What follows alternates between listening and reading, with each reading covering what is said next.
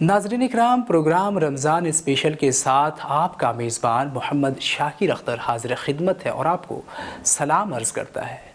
नाज़रीन, जब बात हो हिंदुस्तान के मुख्तलिफ़ शहरों की और दिल्ली की बात ना हो, ऐसा हो ही नहीं सकता। इसलिए आज हम प्रोग्राम रमज़ान स्पेशल में रमज़ानुल मुबारक के मौके पर मुल्क की राजधानी और मशहूर तरीन शहर दिल्ली, जो अपने अंदर जदीदियत के सारे लवाज़मा समेटे हुए, इस शहर को देखते हुए एहसास होता है कि शायद ही यहाँ रूहानियत के लिए कोई जगह हो।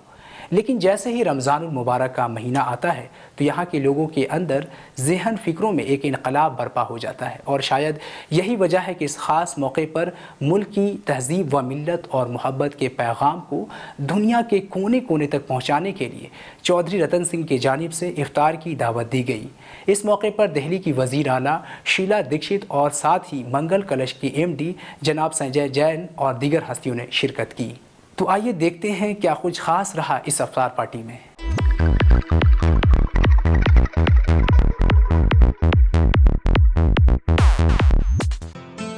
ये नज़ारा आप देख रहे हैं दिल्ली के दावत इफ्तार की। इस इफ्तार पार्टी की तैयारी में जुटे ये बावर्ची रोज़ेदारों के लिए अलग अलग किस्म की जायकेदार खाने पीने की चीज़ें बनाने में मशगूल नज़र आए।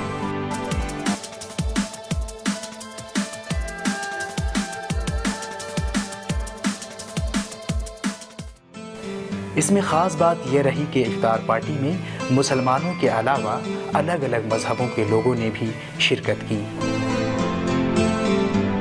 और एक साथ मिलकर रोज़े इफ्तार किया।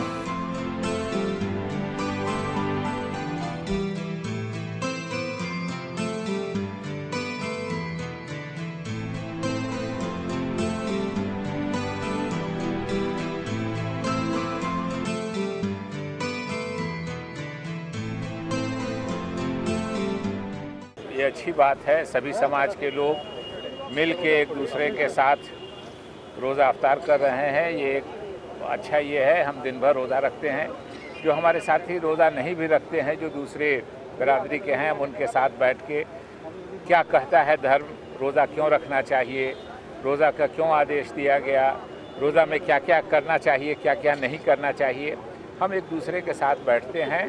तो न केवल मुस्लिम धर्म के लोग बल्कि जो दूसरे धर्म का और धर्म के लोग हैं, उनके साथ बैठ के अफ्तार करने से आपसी भाईचारा बढ़ता है, देश की एकता बढ़ती है, देश में सौहार्द का वातावरण पैदा होता है।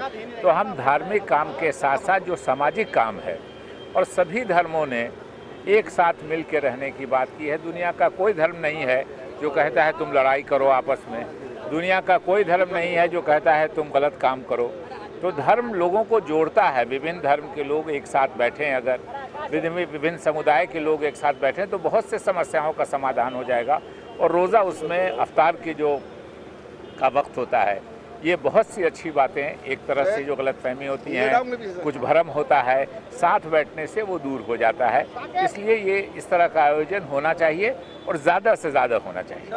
माह रमज़ान को नेकियों का मौसम बहार कहा गया है। जिस तरह मौसम बहार में हर तरफ सब्ज़ा ही सब्ज़ा नज़र आता है, हर तरफ रंग बिरंगे फूल नज़र आते हैं, इसी तरह रमज़ान में भी नेकियों पर बहार आई होती है।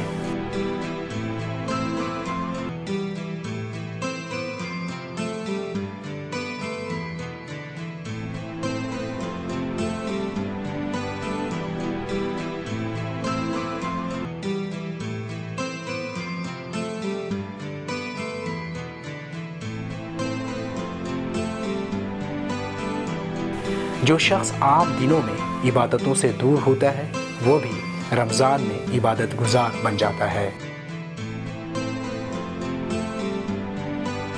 रोज़ा अफ्तारी का जो पर्व है वो पूरे रमज़ान की मेहनत है। तमाम मुसलमान भाइयों की जो रमज़ान रखते हैं और सब पूरे भारतवासियों के लिए दुआ करते हैं। ये रमज़ान का महीना जो है ये बहुत बड़ी बरकत का महीना है। ये आज रोज़ा अफ्तारी का जो है वो ये कि सब भाईचारा बनाने के लिए, मोहब्बत के लिए ये आज हमारा दिन जो है वो बहुत बढ़िया। जी, इस्लाम का भी यही पैगाम है कि वहाँ तक सब बात पहुँचे और दिलों की बात खुदा जानता है। और इंशाअल्लाह हमारे देश में अमन व अमान रहे और तमाम शांति के साथ हर त्यौहार इसी तरह से मनाया जाए। आपसी भाईचारा बना रहे सभी कौमों के बीच में। आप देख सकते हैं यहाँ सभी एक मुस्लिम धर्म के नहीं, एक विशेष वर्ग से यहाँ पर लोग नहीं हैं, सभी वर्गों से लोग आए हुए हैं, हिंदू मुस्लिम सभी हैं यहाँ पर। तो इसका मेन मकसद तो यही है कि आपसी धर्मचारा जो है वो बढ़िया बनाने, भाईचारा बना रहे। इसमें रोज़ा, नमाज और तरावी का ख़ास एहतमाम किया जाता है। अल्लाह ताला ने सारी आसमानी किताबें रमज़ान के महीने में ही उतारी। कुरान पाक लौह महफूज से दुनिया वाले आसमान पर पूरा का पूरा इसी महीने में उतारा गया। यह 23 साल में हालात के हिसाब से थोड़ा थोड़ा नाजिल किया गया। सोचने वाली बात यह है कि अल्लाह ताला को रमज़ान का महीना कितना पसंद होगा कि बड़े से बड़ा काम इसी महीने में किया। बहुत बढ़िया इफ्तार पार्टी है, लोगों ने भाग लिया, तो रमज़ान सबको मुबारक।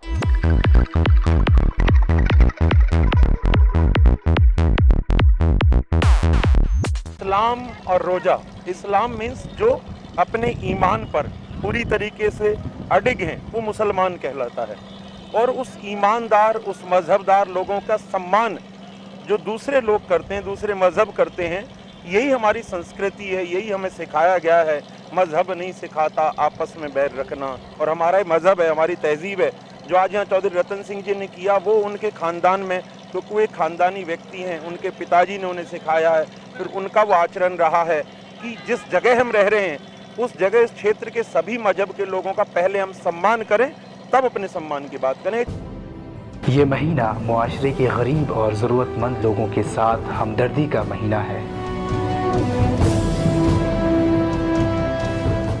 ज़रा रुक कर सोचें, हम में से कई ज़रूरतमंद लोग दुनिया में मौजूद हैं जिनके पास रहने के लिए घर और खाने के लिए रोटी भी मौजूद नहीं है। अगर इस महीने में हम अपनी ज़रूरतें और ख्वाहिशों को कुछ कम कर लें और यही रकम ज़रूरतमंद लोगों को दे, तो ये हमारे लिए बेहद अज्र और सवाब होगा।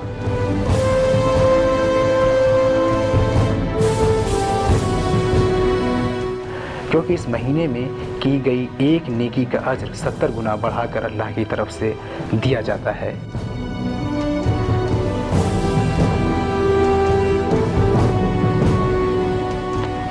इस महीने में रोज़ेदारों को इफ्तार कराने वाले की गुनाह माफ़ हो जाती है।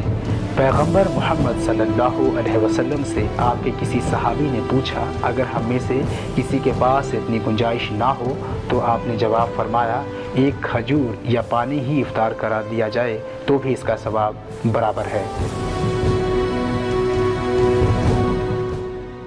नाजरीन, ये महीना ज़रूरतमंद लोगों की मदद करने का महीना है। रमज़ान के ताल्लुक़ से हमें बेशुमार हदीसें मिलती हैं, लेकिन क्या हम इस हदीस पर अमल भी करते हैं? ईमानदारी के साथ हम अपना जायज़ा लें कि क्या वाकई हम लोग गरीब और मोहताज लोगों की वैसी ही मदद करते हैं जैसी करनी चाहिए। सिर्फ सदका फ़ितरा देकर हम ये समझते हैं कि हमने अपना हक़ अदा कर दिया। रोज़ा हमें ख़ुद पर काबू रखने की तरबियत देता है, हमें परहेज़गारी सिखाता है। यह सब्र का महीना और सब्र का बदला जन्नत है। इसलिए हम लोग भी इसकी अहमियत को समझें और अल्लाह की इबादत करें। आमीन।